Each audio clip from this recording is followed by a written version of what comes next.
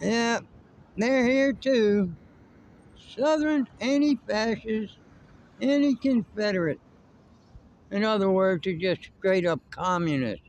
And personally oversaw the implementation of his theories, eventually becoming the para-communist agitator with the most menacing influence for decades. Aside from his worship of Lenin and Castro, Alinsky also explicitly praised the devil himself. In his book, Rules for Radicals, one of the epigraphs says, quote, "Lest we forget at least an over-the-shoulder acknowledgement of the very first radical from all our legends, mythology, and history. And who is to know where mythology leaves off and history begins, or which is which? The first radical known to man, who rebelled against the establishment, and did it so effectively that he at least won his own kingdom, Lucifer." The reason Alinsky is best termed a para-communist is that, unlike the old left, political leftists, of the 1930s, and the new left, cultural leftists, of the 1960s, Alinsky refused to affirmatively describe his political ideals. His overall view was that the world has the haves, the have-a-little-want-mores, and the have-nots. He called upon the have-nots to rebel against the haves by any means and to seize wealth and power in order to achieve a completely, quote, equal society. He sought to seize power through any means, while at the same time destroying the existing social system. He has been called the Lenin of the post-communist left and its Sun Tzu. In Rules for Radicals, published in 1971, Alinsky systematically set forth his theory and methods of community organizing. These rules include, quote, "A tactic that drags on too long becomes a drag. Keep the pressure on. The threat is usually more terrifying than the thing itself. Ridicule is man's most potent weapon. And pick the target, freeze it, personalize it, and polarize it." The essence of his rules was about using immoral means to achieve his goals and gain. And these people that are saying it, they're just talking points at this point, and they want something to fight against. So if they actually read their history and came here and actually understood what was going on, maybe they would actually have a different opinion of things. Tell us a little bit more about your messaging here, No Kings. What's that all about? All the power, slowly but surely, is moving to the executive, and inside the executive, to Trump in particular, Trump and his corrupt cronies. The Democrats need leadership. They need somebody to run in 2028 who counts. Jasmine Crockett is a perfect example. Gavin, I like Gavin Newsom. It's just a narrative, Trump sucks. Well, what do you think about Washington D.C.'s crime problem? Well, Trump sucks. But what do you think about Colorado? The Colorado River is turning black. Oh, Trump sucks. Whatever it is, Trump sucks. That's all they have. Is President Trump a king? Is he a king? In his own mind, I think sometimes he is.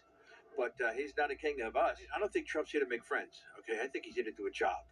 Okay, and the job is to get this country back on the right track, which was for the first 150 years. We are here in stark opposition to the felon deploying National Guard and using them as props. So as long as the Guard are here in D.C., we will be here as well. What do you make of the messaging here, No Kings? I think it's ridiculous. It's a deception. It is. It's evil. It's not true. When for decades, when no one bothered to uphold the laws, no one said a thing, and now there's somebody standing up and doing what the American citizens voted him to do, was to go in there. We want our laws enforced. We don't want crime like this. We don't want our border opened. And now that he's just doing what's already part of the law of the structure of this country, they're treating it like there's something wrong with that. Yep. And that's all we have for you tonight on the Capitol Report. For round-the-clock original news coverage. I think this thing is great. I think it gives alternative programming for kids at home watching this. My son's watching this. I think this is awesome. He gets to watch an award show like this. I thank God that I can see the forest for the trees. God bless you. This judgment, rendered solely on one's identity and disregarding individual conduct and talent, is the basis of what's called identity politics. This style of thinking is extremely popular in the United States and other Western countries. According to such logic, black lesbians, who are oppressed along vectors of race, sex, and sexual preference, are ranked at the forefront of victimhood.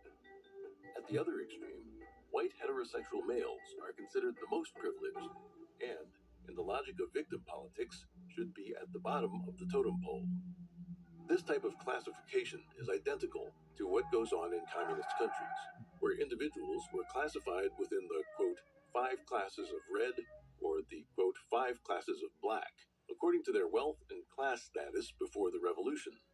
The Chinese Communist Party eliminated and oppressed landowners and capitalists because of their, quote, wrong class status.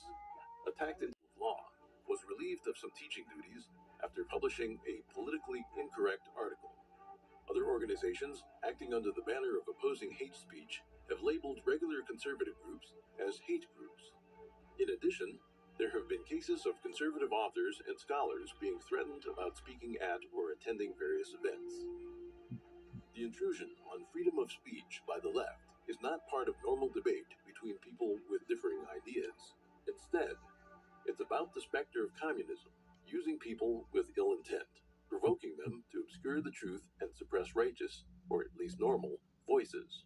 Political correctness, in essence, is about substituting. French philosopher and sociologist Raymond Aron pointed out that on one hand, 20th century intellectuals severely criticized the traditional political system, while on the other hand, they generously tolerated or even turned a blind eye to the dictatorship and slaughter in communist states. He saw the left-wing intellectuals who turned their ideology into a secular religion as hypocritical, arbitrary, and fanatical. In his book, Intellectuals from Marx and Tolstoy to Sartre and Chomsky, Paul Johnson, a British historian, analyzed the lives and radical political views of Rousseau and a dozen intellectuals who followed him. He found that they shared the fatal weaknesses of arrogance and egocentrism. In his book, Intellectuals and Society, the American scholar Thomas Sowell also illustrated extensively the extraordinary arrogance of these intellectuals. Since the 1960s, communism has engaged in a large-scale invasion of American education. Even worse, many young people, bombarded by left-wing media and given a simplified education, indulge in television, computer games, the internet, and social media. They get turned into, quote, snowflakes, people who lack knowledge, a global perspective, a sense of responsibility, a sense of history, and the ability to cope with challenges. With communist or communist-derived ideologies instilled in them by their parents' generation, they become indoctrinated and henceforth use a warped framework for evaluating the new facts they see and hear. That is, communist lies have formed a film around them, preventing them from having a clear view of reality. To deceive people, the demon has extensively exploited the human weaknesses of stupidity, ignorance, selfishness, greed, and naivety. Meanwhile, idealism and romantic fantasies of a beautiful life have also been taken advantage of. This is the saddest of all. Communism is a demonic ideology that does not belong to any traditional culture in human society. Since it seeks to work against human nature, it can never be organically developed by man, but must be enforced and instilled from the outside. Under the influence of atheism and materialism, contemporary academia and education have abandoned the belief in gods. Blind belief in science and the worship of so-called human reason make it possible for people to become slaves of this demonic ideology.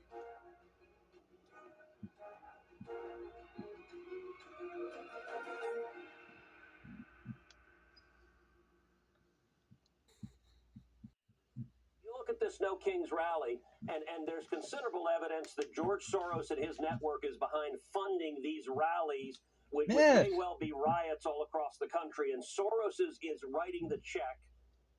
So we reached out to George Soros's Open Society Foundation, and they said the grants they've given to Indivisible, which is a lead organizer of the protest, weren't specifically for No Kings. An Open Society Foundation spokesperson also said, quote, "We support a wide range of independent organizations that work to deepen civic engagement through peaceful democratic participation." So, Trevor, the question for you is, what more can you tell us about this funding for these large-scale protests, and who are the big players here? Yeah, look, I think it's a mistake to blame everything on George Soros.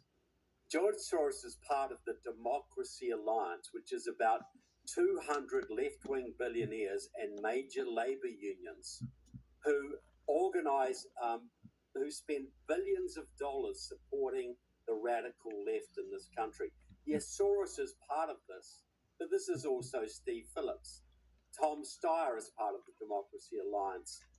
Several big names that we know, and many major labor unions.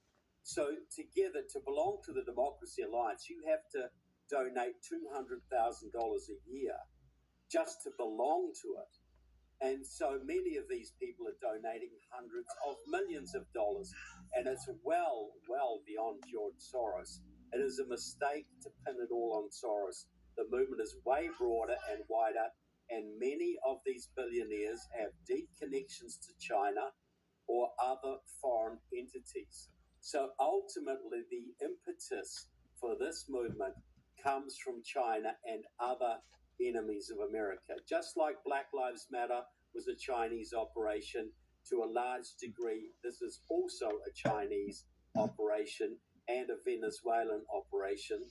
But I'm sure most of the marchers have no idea of this, just as most of the people who supported Black Lives Matter had very little idea that the leaders of it were working with the Chinese consulate in San Francisco. Now, I want to switch gears a little bit here.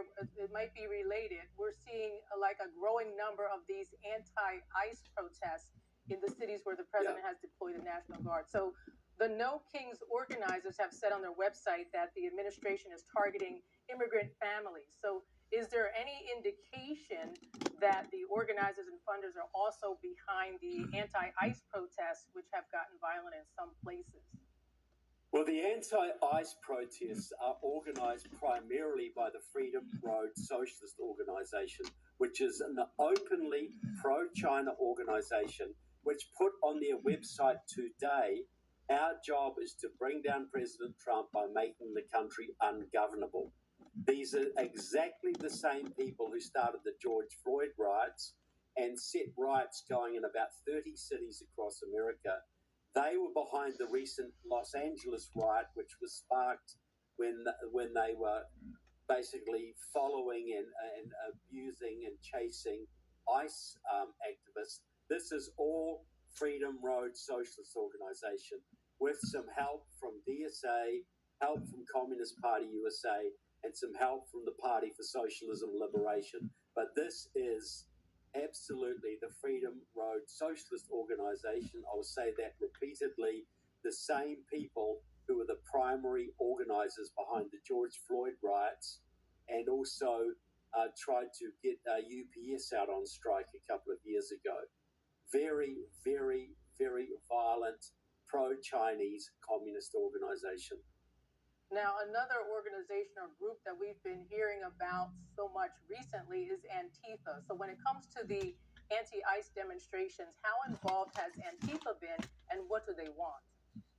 Chinese businessman in Los Angeles who was supplying Antifa with gear, protective gear, and this kind of thing from a warehouse. So Antifa is the military wing of the Democratic Party and the American left, and Antifa is to American people. Some areas there might be some Maoists involved or some anarchists, Venezuelan people. It sort of varies according to which part of the country you're in. But the Antifa network is named after the first Antifa, which was the military wing of the German Communist Party before World War II. That became the Black Bloc, which was big in the late 90s in America and Eastern Europe, and former communist Eastern Europe. And now it's called Antifa America, but it's got branches all over the world. But it's basically it's primarily anarcho-communists, many of whom have links to Venezuela or Middle Eastern radical groups around Iraq, Kurdish groups, etc. So they're also foreign connected, but they serve. That's why they're only really strong in Democrat-controlled cities, because they do the dirty work of the Democrats to shut down conservatives, beat people up, and then, of course, the Democrat-controlled police don't arrest them, or if they do arrest them, the Democrat-controlled left-wing DAs let them out the next day. So that the military wing of the Democratic Party and the militant left in this country. Well, with so many organizations and individuals involved in this, it's going to be interesting to see, how this all plays out and how high or how big it escalates in the future. Trevor Loudon, author, speaker, and filmmaker, thank you so much for joining us. Thank you. A pleasure.